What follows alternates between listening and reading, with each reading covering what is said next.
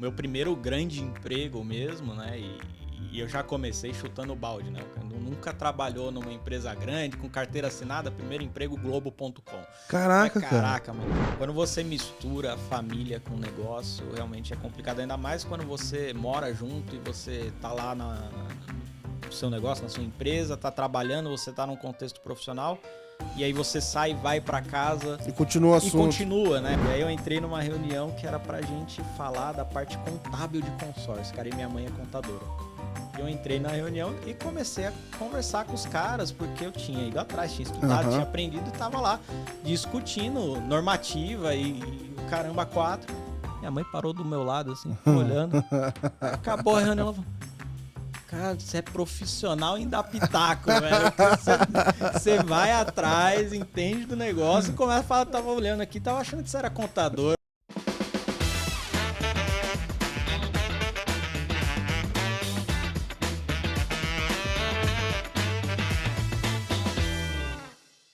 Fala, pessoal. Sejam muito bem-vindos aqui a mais um episódio do Let's Open Podcast, seu podcast favorito para falar de economia aberta. Open Banking, Open Finance, especialmente hoje vamos falar de Open Insurance. Já estava devendo aqui alguns episódios para a gente entrar mais a fundo nesse assunto também. Eu sou Gabriel Pereira, sou criador da Let's Open e toda segunda-feira eu entrego para vocês uma newsletter com uma curadoria do que está acontecendo no mercado, quais foram os assuntos mais relevantes, algumas análises. Então eu vasculho a internet e trago para vocês ali organizado, etc., tudo que está acontecendo no mercado. Se você ainda não assina, você entra lá, letsopen.com.br, de graça. Você vai ter todas as edições anteriores, tudo que está acontecendo. E ainda tem um programa de indicação legal que você consegue ter acesso às bases de informação que eu uso na Let's Open. É um negócio bem interessante. Hoje a gente vai para mais um episódio, né, do nosso podcast, onde a gente procura falar, né, ouvir as vozes que estão por trás da indústria, né? Então, os diferentes profissionais com pontos de vista muito únicos que contam pra gente um pouco dessa história que está sendo construída aqui. Hoje, para continuar essa história, estou trazendo o Alberto Belloni. Ele trabalha comigo lá na Finances Tech também. Só para apresentar eles, para vocês terem uma ideia de como é que vai ser esse episódio. O Alberto, ele tem 33 anos, ele é líder de operações na Finances Tech, responsável pelos produtos de Open Insurance para o mercado regulado. Então, é um cara que conhece bastante disso, eu vou explorar muito isso aqui na conversa hoje.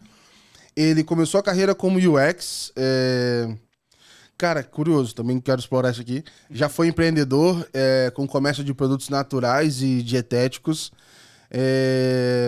Muito tempo trabalhou em consultoria de transformação digital, então já passou em 2 Big Four, etc. Então já imagino que aqui já deva ter sofrido de tudo que é tipo de projeto diferente, implantações, etc. Muita experiência para trazer, cara. E é um cara que gosta muito de ciclismo de estrada. Então, visão geral aqui do Alberto, tenho certeza que o episódio vai ser muito legal. E, cara, obrigado por vir aqui hoje, Alberto. Eu que agradeço, Gabriel. Prazer estar aqui com você, conversando. Uma honra receber o convite de participar aqui. Tenho acompanhado, a gente vê aí todos os líderes de mercado, as pessoas que fazem diferença participando, e agora eu estar aqui nessa posição. Animal, cara. Uma honra, cara. Não, eu que agradeço a sua participação. E, cara, eu gosto de começar, enfim, indo para esse outro lado, né? Eu quero saber um pouquinho, putz, cara, antes de UX, talvez ali perto do lado de ciclismo, assim, cara, eu quero saber um pouco mais do seu lado pessoal. Quem que é o Alberto, assim, cara? Mas sem falar de trabalho. Eu sempre falo isso e ninguém consegue, cara. Todo mundo entra no trabalho e é difícil separar uma coisa da outra. Mas quando a gente faz o que a gente ama, é assim mesmo, né, Sim. cara? Acho que o trabalho começa a fazer parte da nossa vida e não tem como desligar uma coisa da outra. Mas, de forma geral, assim, eu sou um cara muito tranquilo, caseiro. Eu gosto de ficar em casa, eu gosto de ter um tempo pra mim, de ler. Sou fascinado, assim, eu tenho um lado meio nerd, assim, cara, gosto pra caramba de ler Tolkien, né, Senhor dos Anéis, Legal. fantasia, assim, então dá uma viajada, sair um pouquinho da realidade e ir pra um outro mundo, assim, é algo que eu gosto bastante. E praticar ciclismo, né, é minha paixão. Eu brinco que eu sou um cara, pessoal, meus amigos, colegas, família fala que eu sou muito intenso, né? Então, quando eu pego alguma coisa para fazer, para conhecer, para aprender, eu entro de cabeça, né? E quando eu comecei a olhar para o ciclismo como uma coisa mais séria. Também entrei de cabeça. Começou com aquela brincadeira, pô, preciso fazer alguma coisa, me exercitar um pouquinho, tem uma bicicleta aqui, vou dar um rolê de noite, passear. Aí você começa a conhecer, pô, tem uns grupos aqui que pedala, que faz não sei o quê. Aí já era, não tem grupo, é uma máfia, uma religião ali, acabou. Aí os caras te puxam, treino de madrugada, vão pegar a estrada, aí você começa, quero comprar uma bicicleta melhor, quero não sei o quê, não sei o quê. Aí caminho, quando vai ver, é a vida. Eu conversei com um amigo meu e ele também era assim, E às vezes ele postava lá uns pedais que ele fazia, falava, meu irmão, isso é um caminho que era pra fazer de carro, pela quilometragem, né? E aí uma vez eu falei com ele meio que nessa no começo, pô, tô pensando em pedalar e tal. Ele, cara, vou te dar um conselho de amigo. Foge, que isso vicia e é caro. Ele... Infelizmente, cara, é a realidade, porque... É difícil, né? A gente, quando você pega gosto pela coisa e você quer começar a participar mesmo dos pedais, com os treinos, com o pessoal que faz de 100, 150, 200 quilômetros, cara, aí quando você tá com aquela bicicletinha ali do Carrefour, né, cara, que você comprou pra brincar ali no parque, né? E os caras estão lá pedalando tranquilão, você tá lá se matando, você fala, não tem como... Vou ter que investir um pouquinho nisso daqui. Quando você vai ver, a brincadeira sai cara. E já sempre teve presente o ciclismo na tua vida? Ou foi algo... Sempre, cara, sempre. Eu tenho uma história que é engraçada, porque quando eu era assim, moleque de tudo, né? Acho que eu tinha 12, 13 anos por aí. Eu gostava muito de brincar na rua. Era uma época que ainda dava, né? Pra molecada brincar na rua, sair de casa, e, enfim, conhecer os vizinhos e tudo mais. E minha mãe ficava brava pra caramba, não só fica na rua, vem pra casa, moleque, não sei o quê. E na época eu tinha um problema que quando eu andava, eu costumava tropeçar meu pé virava um pouquinho assim, eu vivia tropeçando. Aí minha mãe me levou no ortopedista, não sei o quê. Falei, doutor, o que faz, né? Ele tem um desvio aqui no osso, eu não lembro onde que era aqui na perna. Qual que é a cura? Pô, andar de bicicleta. Aí agora tá até aberto mais agora. Não teve jeito. Aí eu tive que comer. Então, desde moleque, era bicicleta o tempo todo. Legal. Andava o bairro inteiro, não sei o que. Isso veio comigo pelo resto da vida. Sempre andei, sempre gostei. E quando eu fiquei um pouco mais velho, comecei a ter condição de sustentar esse hobby, aí, cara, virou parte da minha vida mesmo. E você é de São Paulo mesmo? Sou de São Paulo. Morei 3 anos lá na tua terra natal também. Já uma experiência maneira lá. Foi a trabalho pra lá? Fui a trabalho. Legal. Fui a trabalho. Mas sou de São Paulo. Vivi aqui, tirando esses 3 anos que eu morei no Rio de Janeiro, sempre fiquei aqui em São Paulo. Legal, cara. Legal. E me conta um pouco assim, cara, quando nesse período aí de começar a pensar o que fazer da vida, etc., o que eram as coisas que vinham na sua cabeça, assim, cara? Cara, eu digo que eu comecei, desde moleque também, eu sempre fui muito autodidata, né, e muito curioso, né? Então eu sempre fui atrás de assuntos que me interessavam, de aprender, de entender, e desde que eu era adolescente, comecei com também 15, 16 anos já estudar, entender um pouco mais sobre design, na época que eu gostava pra caramba, sobre experiência de usuário. O que fez chamar atenção pra isso, assim? Era uma coisa que assim, eu sempre tive um lado criativo muito forte, né? Mas eu tinha um pouco daquilo, pô, não quero ser artista porque eu quero ganhar dinheiro, né? Como que eu posso unificar as duas coisas? Isso acabou me levando pro lado do design, e assim, eu também sempre tive muito interesse, gostava e tinha muita facilidade com tecnologia. Aí tu foi pro design e viu que ganhar dinheiro também não foi tá fácil pra ninguém. Me enganaram, né? Não tá fácil pra ninguém. Cara, uma vez eu falei com a minha mãe, assim, que quando eu era mais novo, eu queria aprender alguma coisa também de design gráfico, sei lá. E me marcou, porque eu lembro até hoje, foi quando eu vi o filme do Nemo, velho. E eu falei, mano, eu queria fazer uma animação dessa, é muito foda. E aí eu fiquei com esse troço na cabeça. Nunca fiz nada, assim. Mas eu lembro de eu ter essa conversa com a minha mãe. Falei, pô, mãe, eu quero fazer algum curso porque eu quero fazer uma animação igual a do Nemo. Aí, porra, aí tu joga isso pra tua mãe, a mãe deve ter ficado assim, cara, onde é que eu vou enfiar esse moleque, cara? Como é que vai, né? O que ele vai fazer? Como que faz, né? Exato, cara. Como que vai trabalhar com isso? Mas é verdade, porque acho que eu digo assim, o cara que fez o Nemo lá, ele deve ter muito orgulho e pouco dinheiro, né, cara? Porque quem ganha dinheiro é o estúdio que fez o filme, pô. E design é isso, é uma área muito, muito glamurosa, né? Que, pô, é uma área onde você trabalha e você pode, se você tiver, enfim, espaço dentro do mercado e se colocar da forma correta, você pode trabalhar e expressar o teu jeito, a tua Tu visão. vê tua arte na rua, deve ser muito foda. É foda pra caramba. Pô, cara, um negócio muito, muito pequeno. Mas, por exemplo, o Mega Report, cara, a gente fez uma tiragem, cara. Virou um... Eu tenho que pegar com o Pedro, ele tá me devendo isso aí. Mas, cara, os livros na mão. Eu falei, cara, que foda. Eu vou pegar um eu vou emoldurar, filho. Vou botar lá em casa, velho. O meu tá lá em casa. É muito louco, cara. Com a minha carinha lá. Porra, você vê a parada física ali, cara, é muito maneiro. Não, é legal. Cara. E o meu primeiro grande emprego mesmo, né? E eu já comecei chutando o balde, né? O cara nunca trabalhou numa empresa grande, com carteira assinada, primeiro emprego Globo.com. Caraca, Caraca, mano.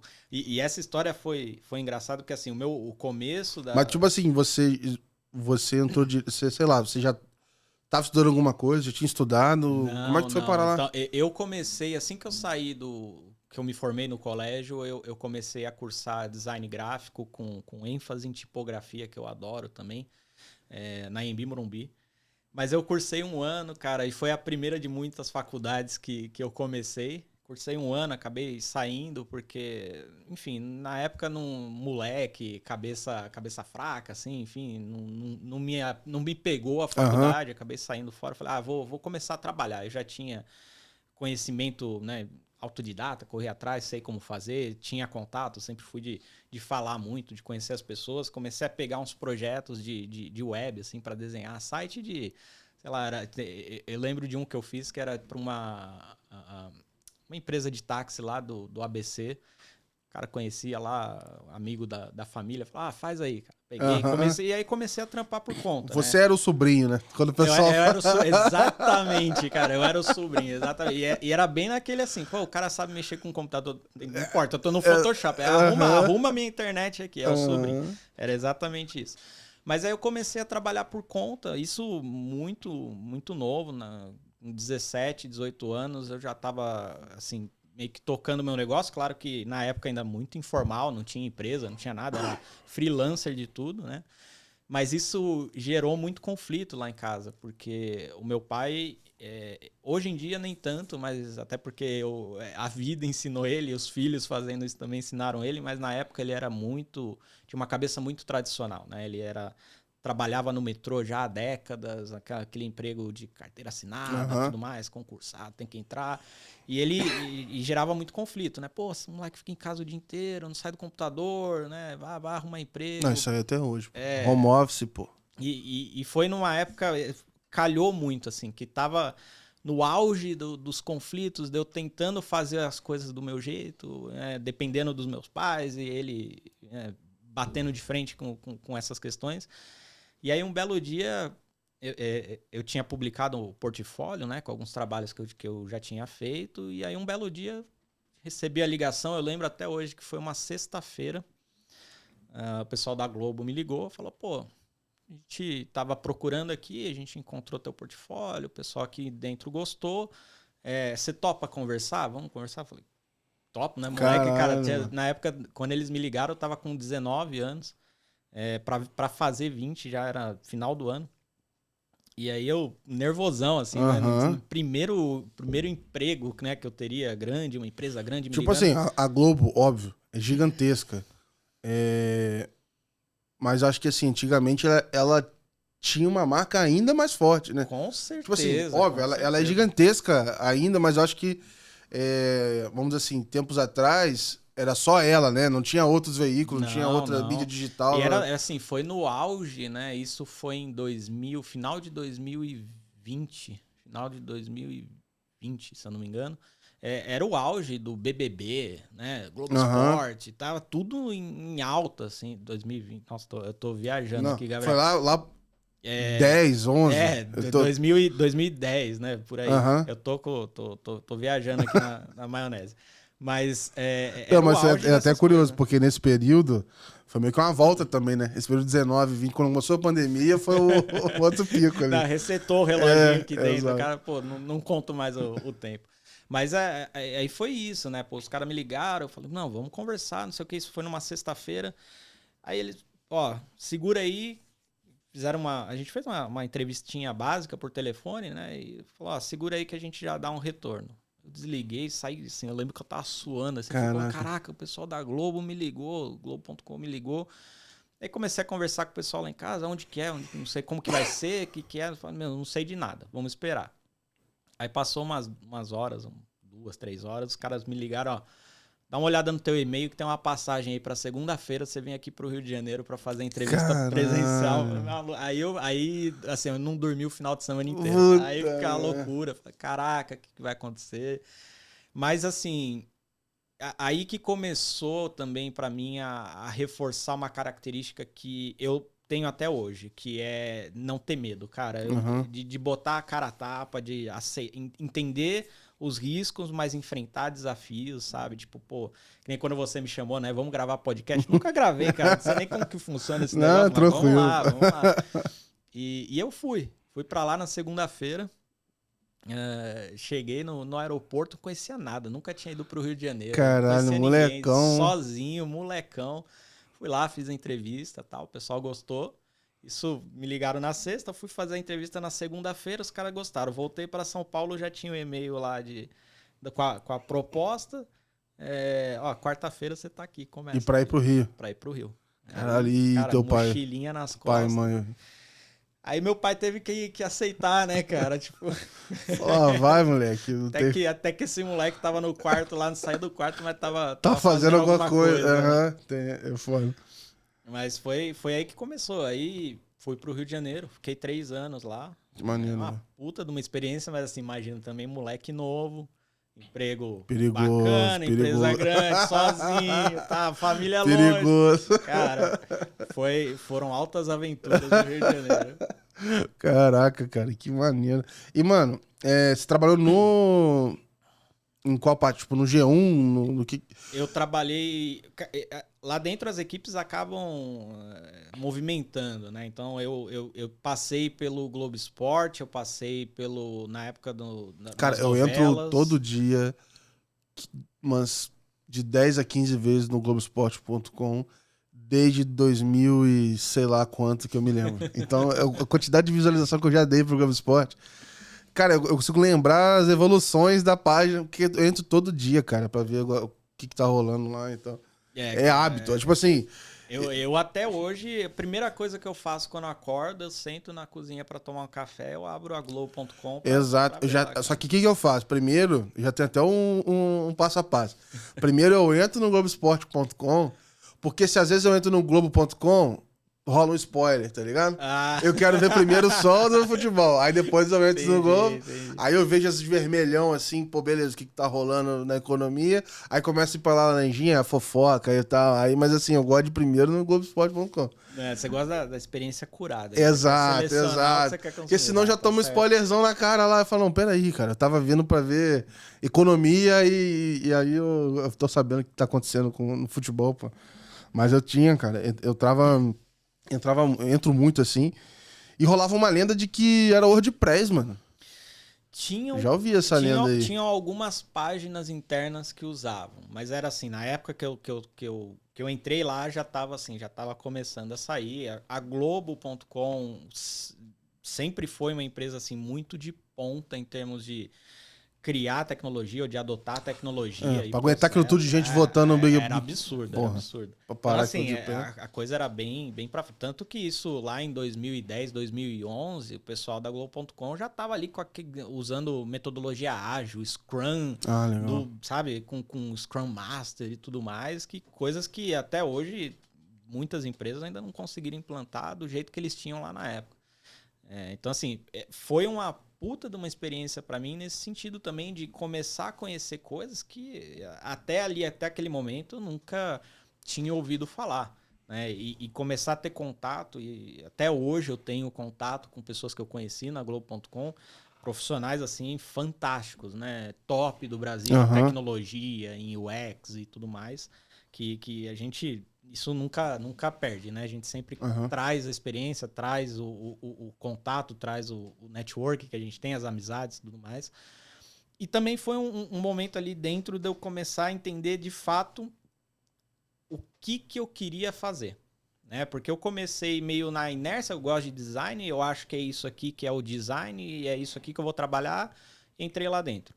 E dentro da Globo.com, eu comecei a ver que tinham variações, alternativas e caminhos que eu poderia seguir, que não era só aquele cara que, puta, o cara só pensa em tela, ele só pensa em Photoshop, né? Não, cara, eu consigo unificar aqui o que eu gosto do design, da parte criativa, com uma parte, né, que está muito ligada à psicologia, ao comportamento humano, né, enfim, com experiência e tecnologia também, né? Então, mais para o final do meu tempo na Globo.com, eu acabei migrando para desenvolvimento dos sistemas internos das plataformas internas e do design system que eles estavam criando. Porque eu era um cara que conseguia fazer essa ponte entre o cara que é designzão mesmo, né, que veio de agência, o cara só sabe fazer imagem estática, com o pessoal de tecnologia, né, com a galera que estava lá no código, fazendo front-end, pensando também na experiência e fazer essa ponte. E aí eu comecei a pegar um carinho muito maior pela parte de desenvolvimento, né, de código mesmo. E aí, como eu falei, eu sou um cara muito intenso. Quando eu gosto de uma coisa, caio de cabeça, vou aprender esse negócio. Caí, comecei a aprender também, desenvolver as tecnologias que o pessoal usava. O pessoal lá também, de novo, 2010, a galera já usava Elasticsearch, já usava um monte de coisa que hoje a gente ainda considera uma tecnologia avançada. Né? O pessoal lá já estava usando, comecei a aprender, a entender. E aí, quando acabou meu período lá na Globo, eu falei, cara, já tô há 3 anos aqui no Rio de Janeiro, eu já tava meio... Tô com saudade de casa. O Rio de Janeiro, na época, puta, eu lembro que calhou, assim, teve a Deve ter visita pegado, do Papa. você pegou o quê? Olimpíada, Papa. Eu peguei um monte de coisa lá. Uma loucura. Tava uma loucura. Eu lembro que venceu o contrato de aluguel, eu fui tentar alugar um outro apartamento, tava caro pra caramba, porque tava no meio desses eventos. Eu falei, bicho, tô cansado, deixa eu voltar pra casa um pouquinho.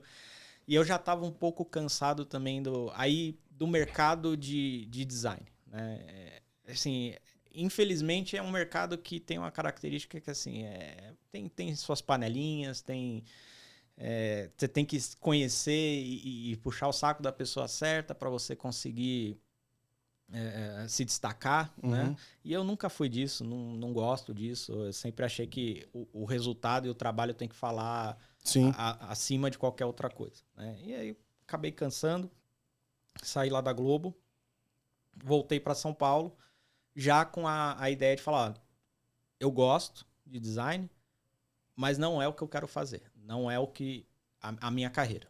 Né? Eu vou parar, entender o que eu quero fazer como carreira mesmo, né? Para eu construir aí a longo prazo. Aí eu fiquei um tempo pensando, surgiu a oportunidade aí na época de empreender, né? Que foi também essa outra grande experiência que eu tive na minha vida. Porque aí bem aquela coisa do resolver as próprias dores, né? Eu tenho um irmão que ele não pode comer glúten, ele tem a doença celíaca.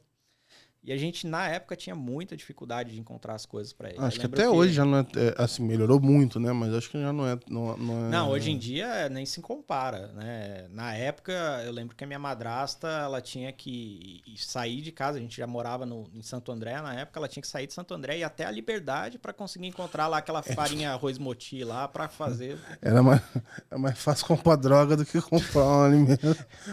A sensação de você estar fazendo um negócio errado. Era bem por aí, cara, era muito difícil mesmo. E tinha muito pouca coisa. E o que tinha, assim, importado era muito caro, porque você achava... Era muito difícil de achar.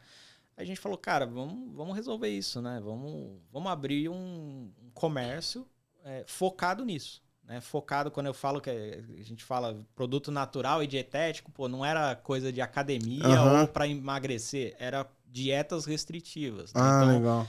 era uma loja, o nome da loja era 0 a 100, porque era 0 lactose, 0 glúten, 100, enfim. E a gente focava nisso. Então, eram alimentos sem glúten, sem lactose. Quem não podia, por exemplo, proteína do leite. Enfim, era tudo voltado para essas dietas restritivas. Legal. E tudo mais. E na época, pô, foi show. Eu montei todo o projeto aí, trouxe também a experiência do design, fiz o branding da marca, da loja e tudo mais, decoração e tal. Abrimos. No começo foi bem assim, a gente começou a ter um movimento legal.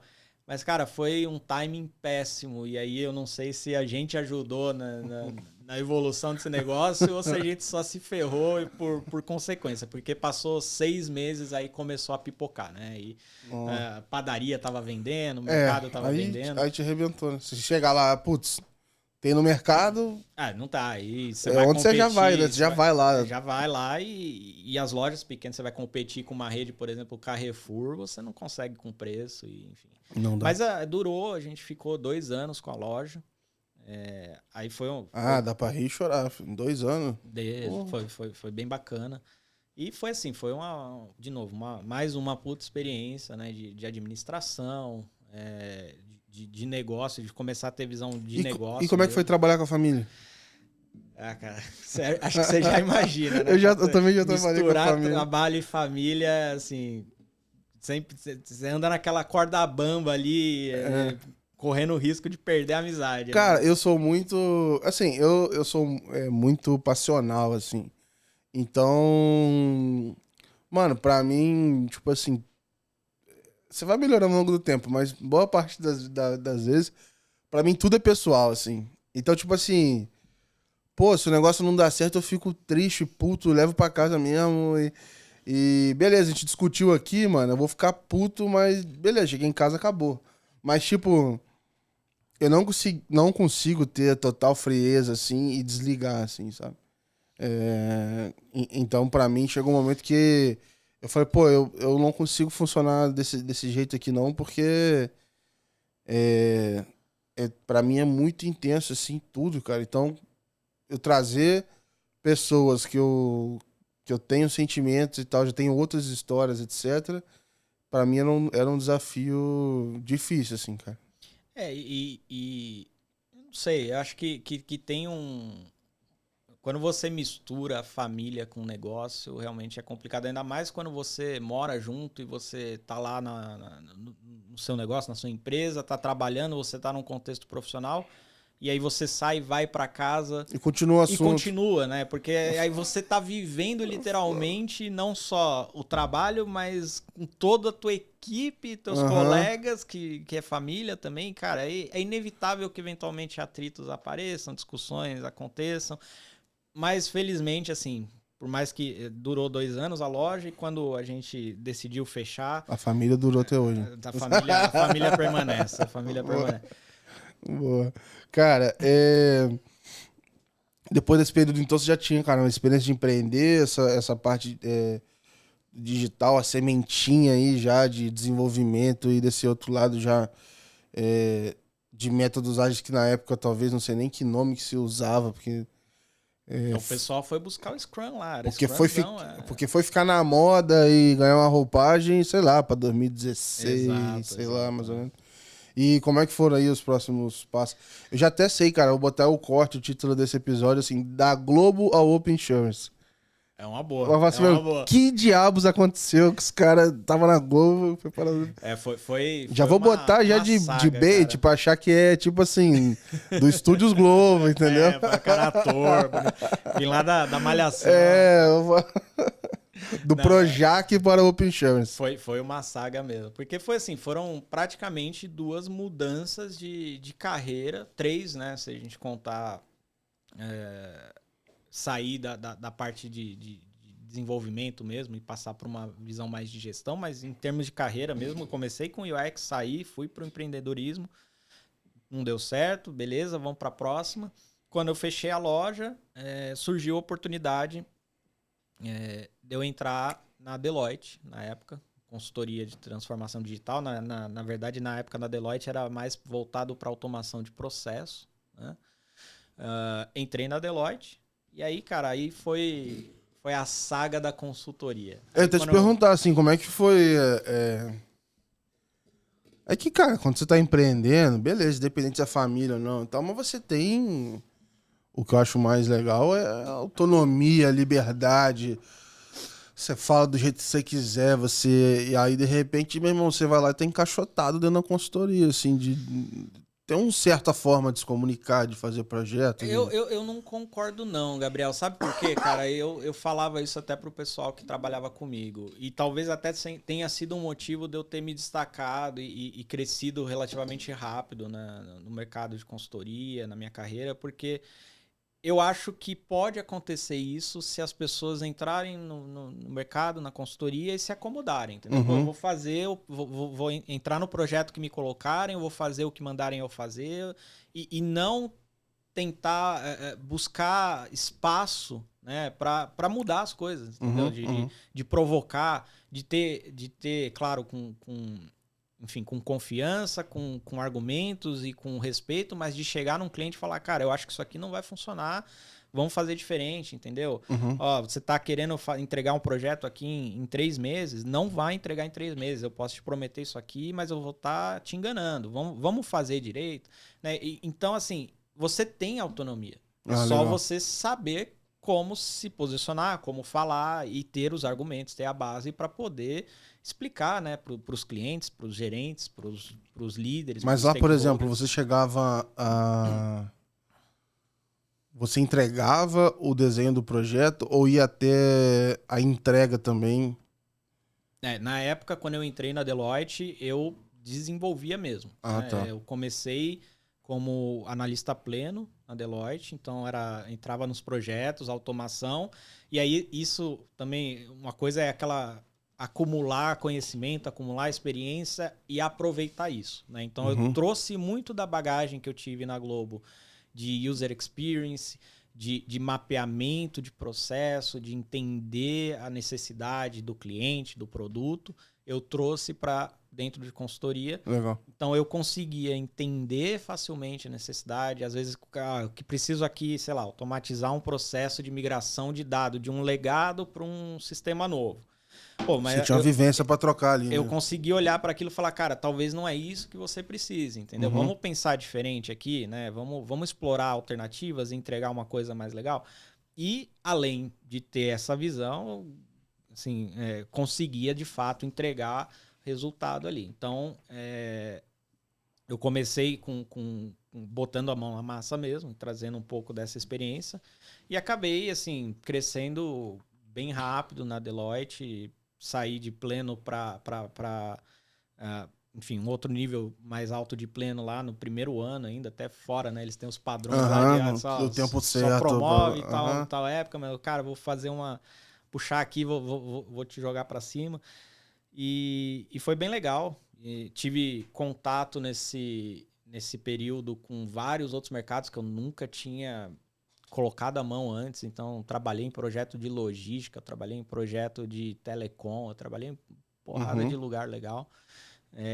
Experiência também de viajar, ficar 6 meses alocado no projeto lá no interior, pô, comendo em restaurante todo dia, shopping, cara, ganhei 25 quilos no meu primeiro ano. Eu falei, caraca, quem que vai pagar a conta do médico depois, né?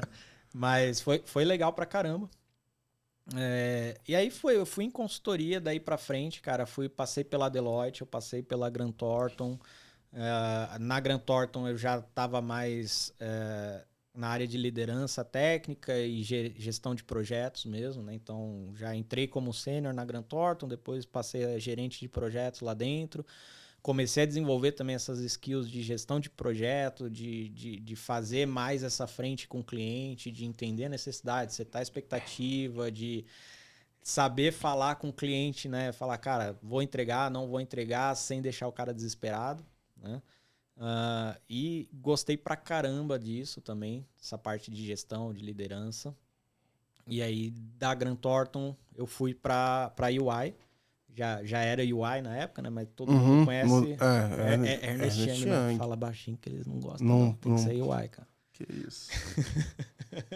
Agora é UI. Já tem um tempinho já que mudou, mas, cara... Não tem como, cara. Não tem como.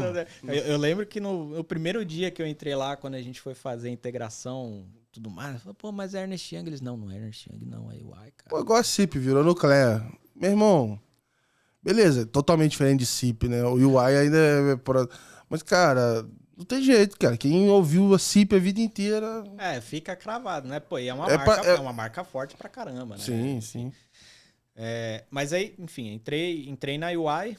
Também gestão de projetos. E aí, cara, é sempre aquela, né? Eu falei pra você que eu gosto de encarar desafio. Eu gosto mesmo de desafio. Eu não gosto quando as coisas começam a se acomodar. Sabe, a rotinazinha, sempre aquilo ali começa a me incomodar. E na UI foi um dos grandes desafios que eu tive, porque eu entrei na área de FSO, que é Financial Services Offerings. E eu entrei para conduzir um projeto de um negócio que, cara, eu não conhecia absolutamente nada. Era para implantar um projeto de consórcio numa montadora. E, cara, foi caraca. Você já tinha trabalhado com algum produto financeiro? Nunca tinha... Sim, eu conhecia. Eu sei o que é um consórcio. Sim, mas como até uma aí... pessoa leiga me conhece o que é um consórcio. E, cara, não foi quer dizer uma que todo loucura. mundo que já ouviu falar a palavra consórcio vai... Não faz a menor ideia de como que funcionam as coisas por baixo dos panos, né? Toda a mecânica, a complexidade, tudo que está envolvido, enfim. E era para implantar a empresa de ponta a ponta, né? E a UI na época, estava fazendo ali o papel central de integração de todas as equipes da montadora, dos fornecedores, enfim, de tudo, né? E, cara, foi um puta de um desafio, porque foi fazer o trabalho do dia a dia de coordenar tudo e, ao mesmo tempo, correr atrás de entender do que a gente estava fazendo ali, né? O que eu tô falando aqui. E eu lembro até hoje que passou uns 3, 4 meses que eu tava no projeto. Eu tava na casa da minha mãe, que ela morava no litoral na época, fui passar uns dias lá, mas tava trabalhando, né? E aí eu entrei numa reunião que era pra gente falar da parte contábil de consórcio. Cara, e minha mãe é contadora. E eu entrei na reunião e comecei a conversar com os caras, porque eu tinha ido atrás, tinha estudado, tinha aprendido e tava lá discutindo normativa e o caramba 4. Minha mãe parou do meu lado, assim, olhando. Acabou a reunião, ela falou, cara, você é profissional em dar pitaco, velho. Você vai atrás, entende do negócio e começa a falar, tava olhando aqui, tava achando que você era contador. Aqui, tava... animal, cara. Eu sei isso aqui, né? Tive que correr atrás, entender. E eu tenho facilidade para isso, né? De pegar um negócio novo, entender. Tanto que, quando eu saí da UI, inclusive foi um coordenador que estava nesse projeto do cliente, na época, que saiu do projeto e por acaso me indicou para a vaga na Finance Stack. É isso que eu te perguntava. Tipo assim, até esse momento, cara, já tinha ouvido falar de Open Finance na tua vida? Assim, por banco... cima, porque a UI já estava envolvida na época, minimamente, com as coisas de Open Finance. Mas era assim, era na área de FSO, inclusive, mas assim, era outra equipe, outro projeto, e como eu tava nessa loucura de, cara, esse projeto que eu tava do consórcio, era 4 fornecedores do cliente, mais 5 equipes do cliente, mais 2 times da UI, e tudo centralizado em mim para coordenar as coisas, então assim, eu não tinha tempo de ver mais nada, não entender mais nada além de consórcio. Sim, e aí, já era o suficiente. E tudo, né? Você tem que entender de consórcio, tá lá uma reunião, você tá falando do time que tá desenvolvendo o portal, você sai para falar da parte contábil, depois você vai falar do CRM, enfim. E como é que tu pula disso para a Finance Stack? E como é que você olhou e falou, porra... Desafio, cara. Tá legal, desafio. Vou cair dentro disso aqui. Quando o consórcio começou a ficar muito fácil e a Finance Stack apareceu, eu falei, é isso, cara. Não, mas brincadeiras à parte, teve o desafio, sim. Mas não só o desafio do negócio, de entender o negócio, mas o desafio também... eu lembro que o Renan, né, que fez a entrevista comigo, ele falou, cara, eu preciso de alguém que venha aqui para me ajudar, né, para organizar a casa. porque a Finance Stack cresceu muito rápido. E a gente estava indo, na época ali, a gente estava indo, só vai. Sim, sim. Cara, mais projeto, vamos tocar, e tava tudo começando o Renan, né, enfim, diretor, botando a mão na massa, não sei o quê. Cara, eu preciso de alguém que venha aqui para me ajudar, né? Eu falei, beleza, topo o desafio. Já estava um pouco cansado também de consultoria, né? Acho que esse mercado é muito bom para você ganhar experiência, para você conhecer coisas novas, mercados diferentes, mas chega uma hora que cansa, né, cara? Rola um certo... Não sei, você tem que ter um certo desapego, né? Você faz o projeto, tchau. Faz o outro, tchau. Não, e muitas vezes você acaba nem vendo o final, porque é tanto, você movimenta, um projeto mais prioritário aqui, pega o gerente que tá lá, joga para outro projeto, você vai ver o projeto, volta aqui, nem vi terminar. Tanto que esse do consórcio eu fui faz pouco tempo, 1 ou 2 meses, falei, cara, como que será que ficou isso aí? Entrei lá para ver, tava lá, pronto. Legal. Pô, tem participação ali. Mas é bem por aí. E aí quando a Finance Stack trouxe esse desafio, falar, cara, é um negócio completamente novo, tá começando, né? Isso já estava em andamento, mas era ainda muito recente, né? O Open Finance na época estava no meio da fase 1 ainda. Ia começar a fase 2. E a gente precisa de ajuda. Falei, vamos que vamos, cara. Eu queria sair de consultoria, já estava um pouco cansado, vamos para um negócio completamente diferente, uma startup, outra característica, né? Pô, trabalhava... Na época, tinha que trabalhar de camisa social, de calça social. Pô, não tem nada a ver comigo, cara. Eu sou um cara cheio de tatuagem. Pô, eu também não sou muito fã, não, cara. E eu falei, vamos que vamos. Entrei, assim, pra ser bem sincero contigo, os 2 primeiros meses na Finance Stack eu fiquei bem birutinho. Pareceu o palhacinho batendo E já era com foco em Open Insurance? Não, eu entrei na Finance Stack como líder de operações. Então, para olhar para a área de operações como um todo, e operações na Finance Stack, a gente tem clientes de Open Finance, hoje tem clientes de Open Insurance, mas na época que eu entrei, nem se falava em Open Insurance, assim, ele estava longe ainda de se efetivar o início do Open, longe, que eu digo alguns meses, né? Mas não tinha nada concreto ainda de Open Insurance na época. Então era muito Open Finance, estava no meio da fase 2, começando a fase 2, e até fase 3 ainda, né? E aí foi meio que assim, 2 meses para começar a entender do que a gente estava falando, né? Estudando, entendendo o que é isso, o que é o Open Insurance, o Open Finance, como é que a gente precisa estruturar a operação aqui para começar a dar conta de atender e muito também de aprender ou entender o mercado, né? De começar a ter contato com os clientes e falar, ok, é isso aqui que a gente oferece, mas deixa eu começar a entender o que eles precisam, né? O que esse pessoal, as empresas, os bancos, o que eles estão esperando, o que eles querem fazer com isso, né? E trazer isso para dentro de casa, né? De falar, pô, vamos melhorar isso aqui, será que a gente não consegue melhorar a experiência do cliente, o atendimento, né? Pô, a galera tá focada, a gente tinha um foco grande na qualidade da implantação, na agilidade da resposta, mas será que esse é o foco que a gente precisa ter? Ou será que a gente tem que agregar qualidade, segurança também no que a gente está entregando, né? Documentação, enfim.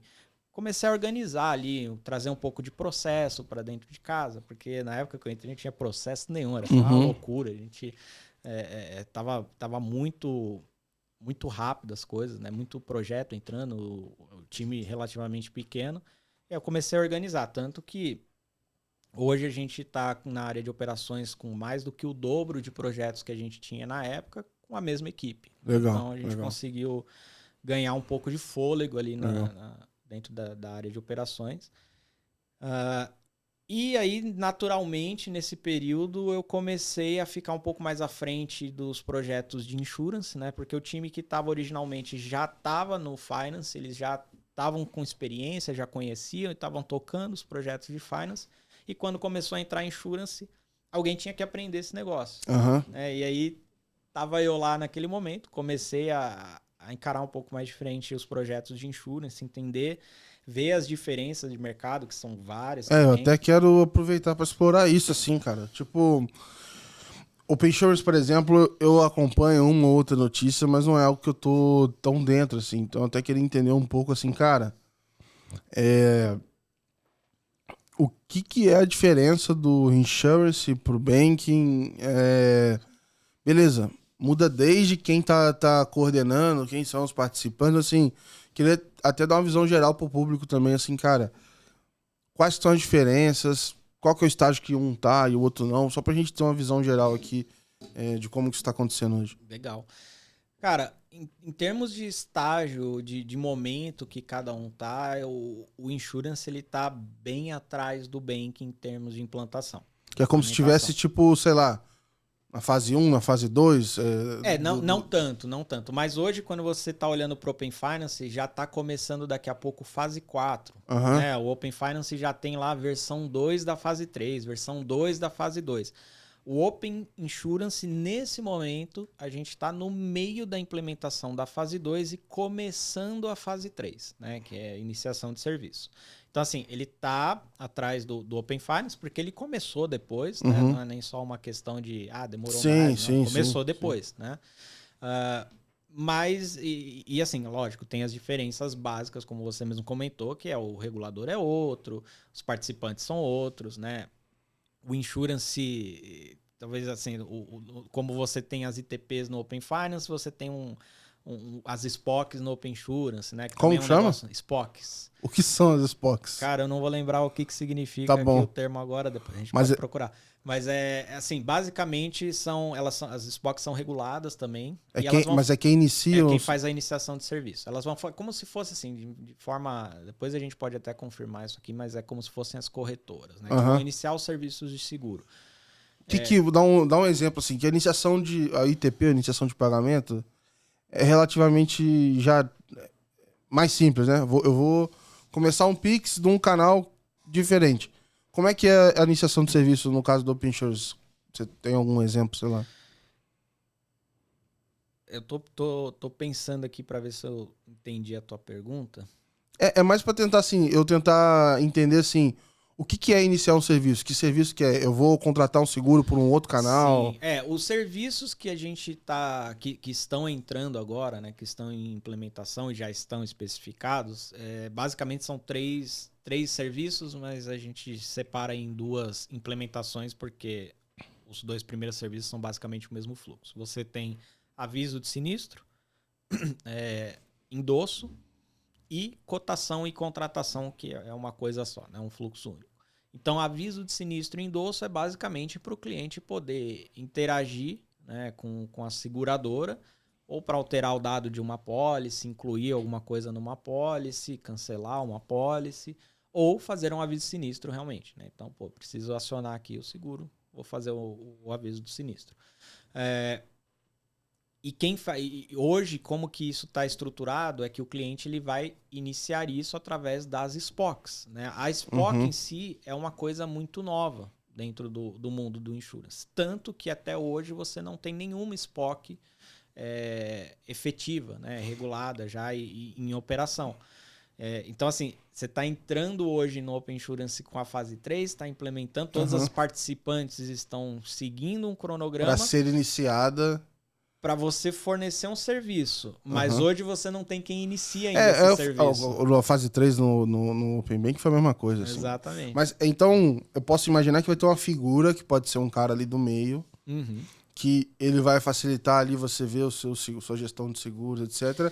E para você fazer esse serviço, você vai poder fazer direto dele. Exato. Que vai ser um como se intermediário. fosse o papel da corretora hoje, né? Quando você precisa fazer uma cotação de seguro, por exemplo, hoje você não vai necessariamente direto na seguradora. Você até pode ir, tem alguns canais que permitem, mas normalmente o que você quer fazer é fazer uma cotação em várias seguradoras para escolher o melhor seguro, a melhor proposta para você. E quando você faz isso, normalmente você faz através de um corretor, de uma empresa corretora. Só que aí esse serviço ele vai poder ser facilitado, porque eu acho que esse cara hoje, cada um deve ter a sua própria solução para bater, pegar informação. Hoje cada corretora tem um processo com uma seguradora A, outro com a seguradora B, num padrão, num modelo. Cada uma pede informações diferentes. E aí a grande vantagem da fase 3 dentro do Open insurance hoje é você padronizar e normalizar tudo isso, né? Então você vai ter, além de toda a parte de segurança, confiabilidade e tudo mais, você vai ter uma garantia dos dados também, né? de sempre pedir, mandar os mesmos dados, receber as mesmas respostas no padrão. E aí isso melhora tanto para o lado de quem está fazendo a oferta do serviço, quanto para o lado de quem está contratando também, né? Legal. E o que é a fase 2? O que tá dentro? Cara, a fase 2 do Open Insurance é a mesma coisa da fase 2 do Open Bank. É exatamente a mesma coisa, né? Compartilhamento de dados transacionais dos clientes. Mas é transacional é o quê? Tipo assim, que seguro que tá incluído? Tô tentando pegar, sei lá, o de veículo, por exemplo. Cara, tem muita coisa lá dentro. Já tá entrando tá entrando muito tipo. Até eu diria que o escopo que o Open Insurance abrange na fase 2 é maior do que o do Open Bank, né? Porque tanto que a fase 2 do Insurance foi dividida em 6 blocos de implementação, porque cada bloco ali já abarca vários e vários grupos, ramos, né, de seguros. Então você tem patrimonial, rural, habitacional, seguro de vida, enfim. Mas o que é um dado transacional num exemplo de seguro, assim? São os dados, as informações das apólices. Tá né? bom. Os dados de prêmio, tem os dados cadastrais também do cliente, os dados da apólice, os valores e tudo mais. Entendi. Então, não é que ele esteja... Você não está passando dados de transações necessariamente, mas são os dados das apólices, dos contratos do produto, que o cliente tem com a seguradora. Legal, cara. Legal. E existe aí uma conversa de que... Peraí, antes de eu entrar nesse papo de interoperabilidade e tal, como é que é a estrutura de jornada, de experiência, de consentimento? A gente tá falando de algo similar, igual, totalmente diferente? Até a fase 2 estava basicamente idêntico, né? Tipo aquele negócio de redirecionar e mesma autenticar. Mesma coisa. Até a fase 2 era igualzinho. Mas para a fase 3 do Insurance está tendo uma diferenciação. Porque o que acontece? Isso muito ligado com que deve ter uma galera que é área não logada, né? Exatamente. Não é nem a questão de ter ou não ter área logada. É mais porque num serviço de cotação e contratação, o cliente ele ainda não é cliente, o usuário, na verdade, ele não é cliente da seguradora. Então não tem como você redirecionar ele para uma seguradora, para fazer um login e para dar um consentimento na seguradora. Além disso, quando você está num processo de cotação e contratação, e isso também é diferente do Open Finance, esse serviço ele é um serviço de 1 para N. Né? Então você tem uma SPOC, né? uma instituição cotando em N seguradoras. Então, é um pouco do que deveria ser, e ninguém chegou na conclusão, o encaminhamento de proposta de crédito. Exatamente. E que isso aí tá difícil pra caramba resolver. E tá difícil no Open Insurance também. Quando vocês descobrirem, avisa lá, galera. Agora tá encaminhado, né? A gente já tá com as especificações publicadas, já estamos desenvolvendo. Ainda tem muita coisa que a gente tá pegando, né? Aquele cabelinho solto, vai ajeitando aqui, revisa a especificação, muda aqui, muda ali. Mas está encaminhado. Pelo menos o fluxo técnico já está desenhado, a gente já sabe como que vai funcionar. Mas muda bem o conceito, né? Porque você passa a ter um fluxo onde o consentimento ele é criado dentro da própria iniciadora. E não mais a iniciadora cria o consentimento no detentor da conta. No detentor de conta, ou enfim, quem vai fazer o serviço. Ele cria dentro dele e ele informa ou repassa esse consentimento para N seguradoras. Então, aí, nesse sentido, o fluxo mudou para cotação e contratação. Né? E uma outra diferença que tem também do banking dentro da fase 3 do Insurance, que eles estão fazendo mais uso da fase 2 dentro da fase 3. Então, todos os fluxos do Insurance de fase 3, eles têm no início um fluxo de fase 2 para você poder puxar dados de uma apólice que você já tem. Por exemplo, endosso e sinistro é óbvio, porque para você fazer endosso ou sinistro, você precisa necessariamente já ter uma apólice. Né? Então você embarca esse fluxo de fase 2 dentro da fase 3 para você puxar essa apólice da seguradora e aí sim você faz o fluxo de fase 3, que é o endosso e o sinistro propriamente dito. E no fluxo de cotação e contratação, eles estão embarcando esse fluxo de fase 2 mais como um facilitador, né, de experiência, porque é até um ponto que a gente está analisando hoje lá na Finance Stack, entendendo esse desenho da cotação e contratação, porque quando você vai fazer a cotação de um seguro, e cada ramo, cada tipo de seguro exige um set de dados completamente diferentes, né? Você tem alguns campos, algumas coisas que são similares, mas quando você vai cotar um automóvel é completamente diferente de você cotar uma... muito seguro diferente um do outro, né, cara? Muita coisa. Eu não lembro agora de cabeça quantos ramos são, mas assim, são mais de 20 ramos, né? Tipos de seguro diferentes. E aí, enfim, aí tem essa complexidade adicional, e aí para facilitar, em vez do cliente ter que necessariamente preencher lá um formulário gigantesco quando ele quiser fazer uma cotação, que ainda existe essa opção, porque o cara pode não ter uma apólice, né? Mas ele pode puxar uma apólice que ele já tenha para facilitar o preenchimento. Então, tipo assim, faça uma oferta melhor. Exato. Mas o que eu acho curioso é que assim, isso já está nascendo nativo dentro da jornada que está sendo entregue ali pela estrutura do Open Insurance, né? Diferente de você falar, ó, isso aqui é o básico, é o manual, é o padrão, e deixo a cargo das implementadoras de plugar um fluxo de fase 2 ou não. Não, ele já está nascendo dentro, isso, né? Isso também é uma coisa diferente do que a gente já viu aí anteriormente. Legal. Mas em termos de escopo, de oferta de serviços e tudo mais, essas são as diferenças básicas. Agora, olhando para mercado, para as participantes em si, tem, assim, aí é outro mundo, né? Completamente diferente do Open Finance. E, por exemplo, quando saem atualizações ou quando o Open Finance muda, pode servir de algum impacto também no Open Insurance ou vice-versa? Deveria servir mais do que é hoje, né? Eu acho que assim, tem comunicação, né, entre as estruturas, tanto porque agora está tendo toda a conversa de interoperabilidade, mas aí assim, acaba ficando um pouco fora do que a gente tem visibilidade direto, mas ou essa conversa deveria ser mais ágil, né, ou ter mais.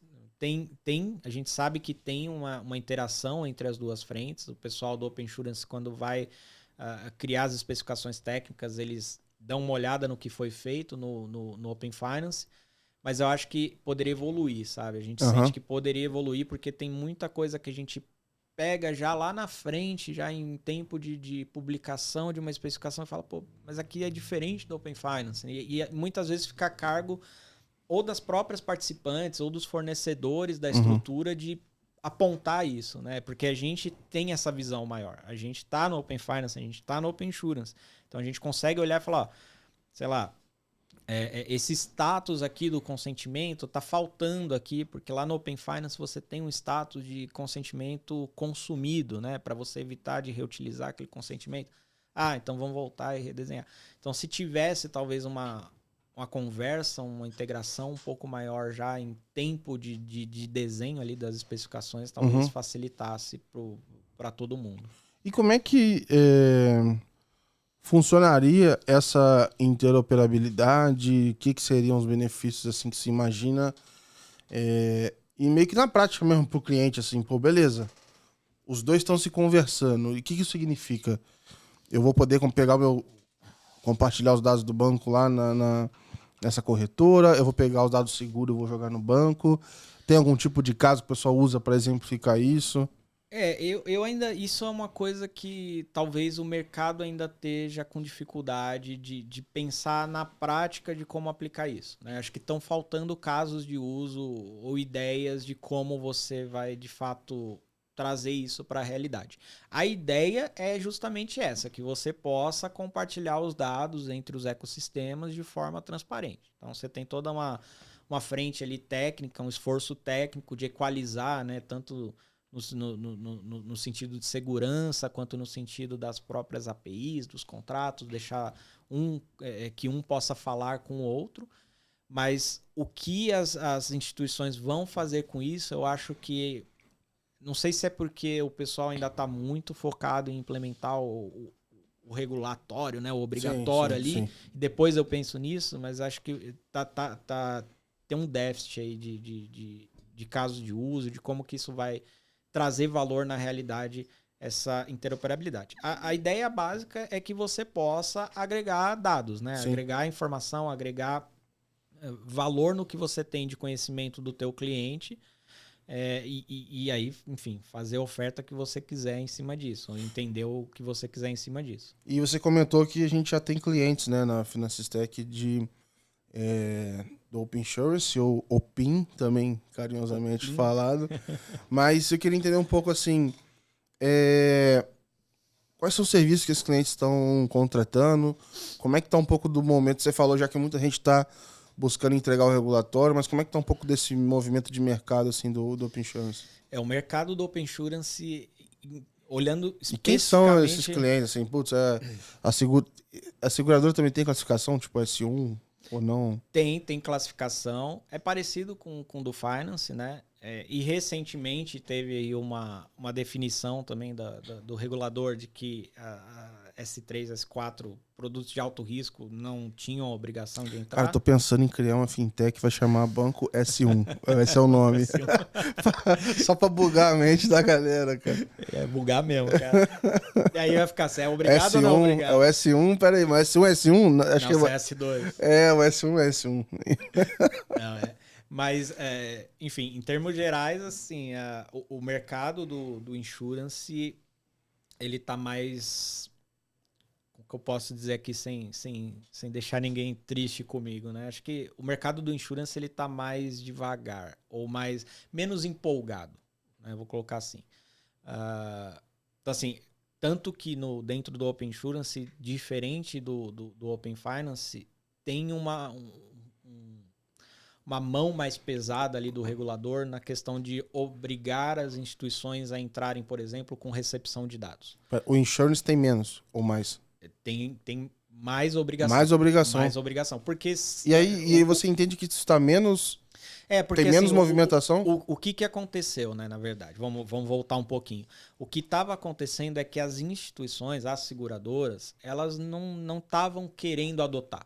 Né? Não tinha ali um movimento, uma empolgação para adotar. Não sei se no Open Banking também. Valor. Teve uma dificuldade ali para sair da inércia, entendeu? Então, no insurance teve um peso a mais nessa questão de todas as seguradoras são obrigadas, pelo menos, a ter a certificação da receptora. Aí, você pensa do lado do negócio, você vai ser obrigado a ter a certificação. Para ter a certificação, você tem que comprar a certificação, você tem que ter uma infraestrutura mínima para atender a especificação e passar, já faz logo, né? Então, meio que todo mundo está obrigado hoje a entrar com recepção de dados no insurance, né? Porque ninguém estava querendo fazer... não vou colocar ninguém, porque acho que é um pouco exagerado, mas... Se generaliza. Se tiver um que não tá, já vai falar, o Belloni falou que não sei o quê.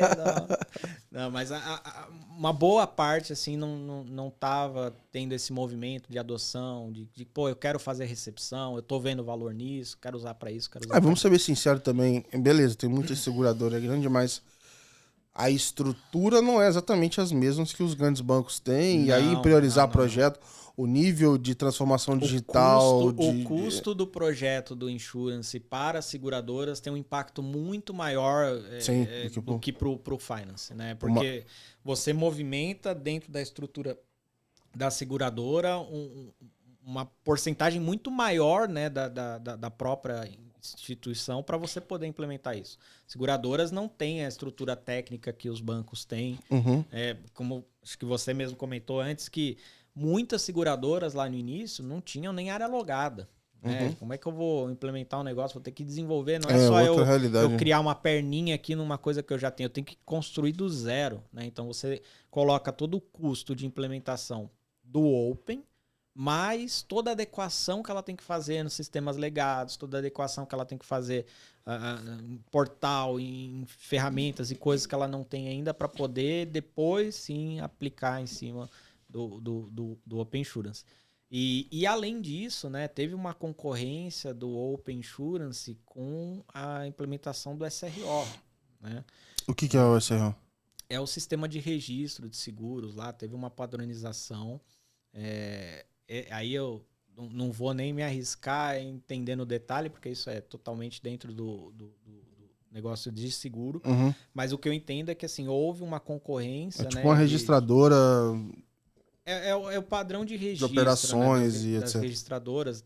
Então, assim, ele tem toda uma estrutura de dados que até tentou no começo e ainda tem um pouco de relação de tentar reaproveitar isso para os dados do Open Insurance. Mas, na prática, o que aconteceu é que, assim, pô, as seguradoras, né, isso a gente ouve do mercado, o pessoal falando, a gente teve um custo e um esforço de implementar aqui o padrão do SRO, já chega com que outra não na adotou ainda, que não começou a usar e já começa o Open Insurance, mais um custo, mais uma obrigação.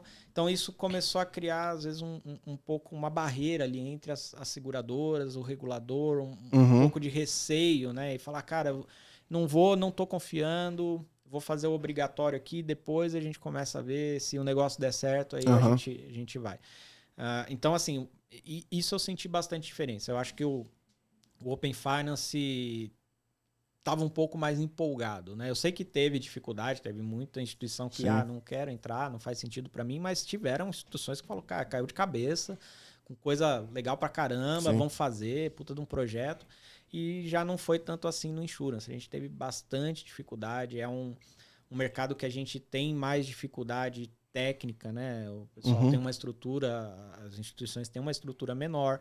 Claro que você tem exceções, né? Você tem seguradoras gigantescas aí com uma puta de uma estrutura, o pessoal... Mas não é a regra do mercado. Não é a regra do mercado. E me conta aqui se você, assim... o Open Insurance é um tema que tá rolando aí, mundo afora, acho que em diferentes níveis e tal. É algo que eu preciso até dar uma olhada com mais carinho, mas...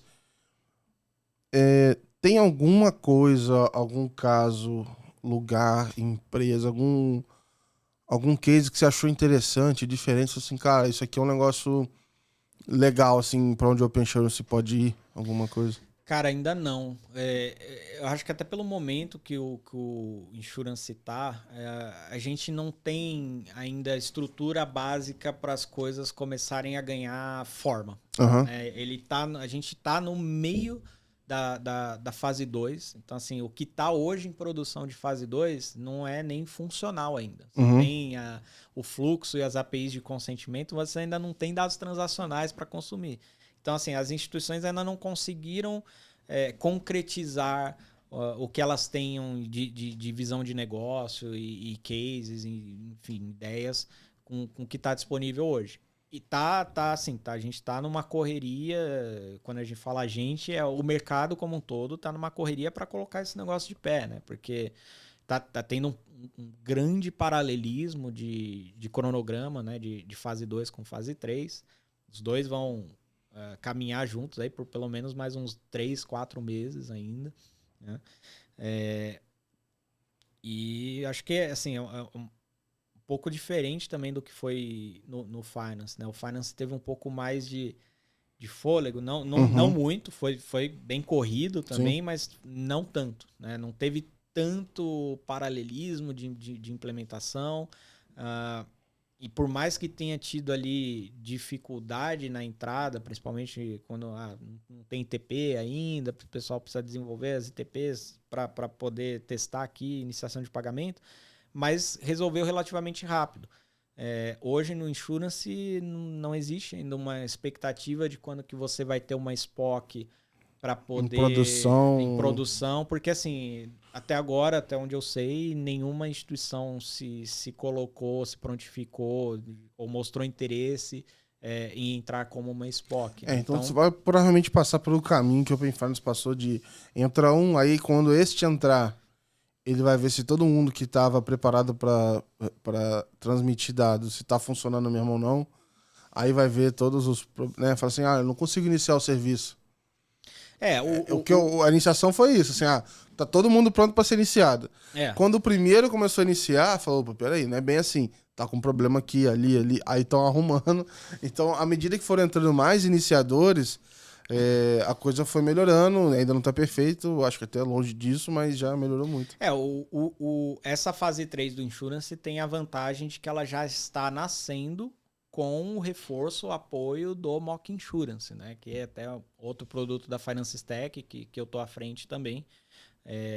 Conta pra galera aí o que é o Mock Insurance. O Mock Insurance é um produto que a Finance Stack desenvolve junto com a estrutura inicial. Então, nós somos fornecedores da estrutura inicial do Open Insurance, que a proposta dele é justamente ser uma ferramenta para que as instituições, as seguradoras ou as SPOCs, eventualmente, possam utilizar para testar as suas implementações, né? Então, quando você tem, por exemplo, uma seguradora que está desenvolvendo ali seus fluxos de fase 3, né, de serviço, mas ela não tem uma SPOC para testar, ela não tem o fluxo da SPOC para poder testar e validar se o que ela está desenvolvendo está funcionando, né, se tem algum problema, se tem algum erro, o Mock Insurance entra para fazer a parte, né, o papel da parte que ela não faz, né? Então ele moca, né, daí vem o nome, Entendi. ele moca a parte contrária do que você está desenvolvendo, para você poder testar o fluxo de ponta a ponta. Então, esse é um outro grandíssimo desafio da Finance Stack, porque colocado todo você tem que esses pensar em um monte de cronogramas, cenários ali, e quando a gente fala de cronogramas, né, quando sai uma especificação, as seguradoras têm 2-3 meses para implementar, a Finance Stack tem 2-3 semanas. Porque você tem que estar pronto para eles poderem ter tempo de testar. Para eles poderem utilizar já em tempo de desenvolvimento. Entendi. Bom, para quem tava querendo o desafio, né? Eu acho que agora tá bem servido aí por um bom tempo. O pessoal tá trazendo um por semana agora. Cara, aquela história de matar. Tava lendo um meme esse dia que era assim: alguém falou esse negócio de matar um leão por dia, tem alguém que não tá matando, que eu tô tendo que matar 2, 3 aqui, essa conta não tá fechando, não, cara. Exatamente.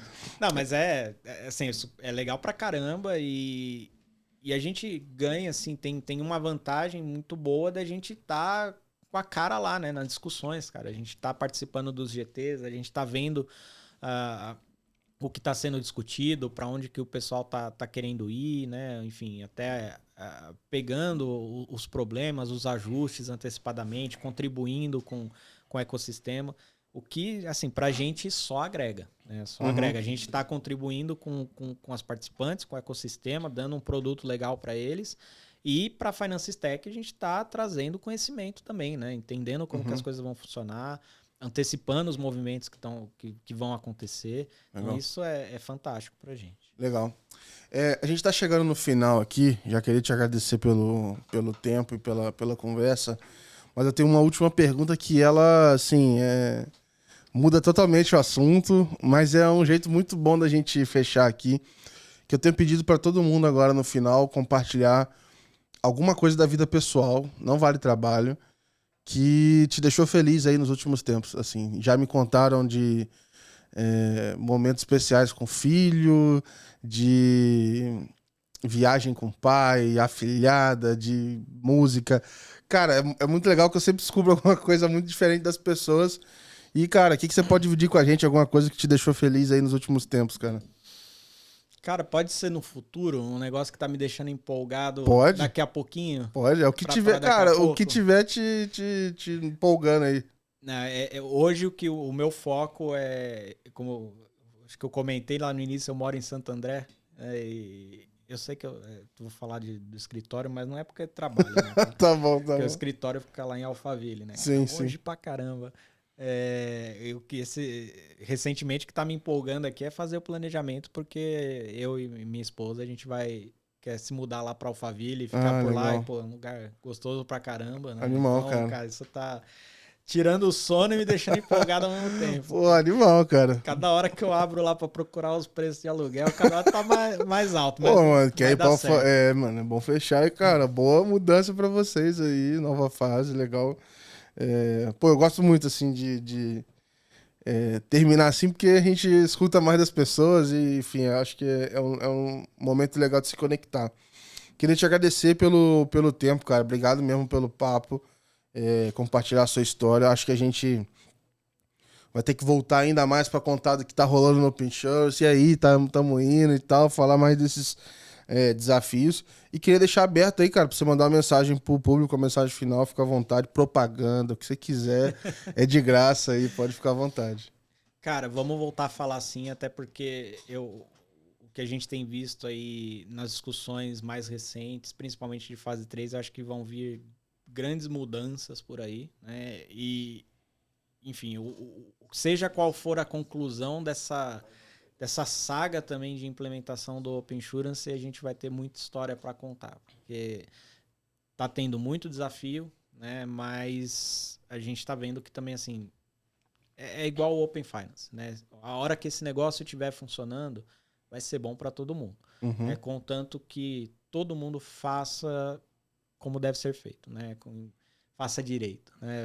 Vamos usar, vamos implementar, não é só porque tem que fazer, mas porque isso aqui vai agregar valor. Né? Vai agregar valor para os negócios, vai agregar valor para os clientes, para todo mundo. Acho que cabe a cada pecinha aí do quebra-cabeça, cada um dos envolvidos fazer sua parte, né? Legal, cara. Vai ser cara, bom, eu que agradeço pela participação aqui de novo. Foi uma honra ser convidado a fazer parte desse hall de celebridade. Nada aqui. Que isso, cara. Não, vamos soltar. Vai ter os cortezinhos com legenda. O negócio tá chique demais, cara. Agora eu tô famoso. O pessoal vai começar a pedir autógrafo. Vai te mandar mensagem, andar lá na Febrabantec, a galera procura.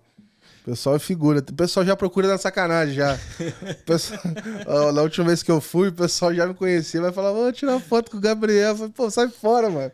Vai nem tirar foto aqui, ainda bem que eu tô na Finance Stack agora. Porque se eu tivesse na Globo, você sabe que a Globo não deixa, cara. A Globo tem lá no contrato, autorização de imagem e tal, não sei o quê. Nossa. Pode não. Mas eu já vou meter lá. Do Projac ao Open Insurance. Tá tranquilo. Esse vai ser o bait aí do episódio. Pô, mas aí vai ser você que vai tomar uma... Porque não é Projac, é Globo.com, cara. Não. Mas já pode...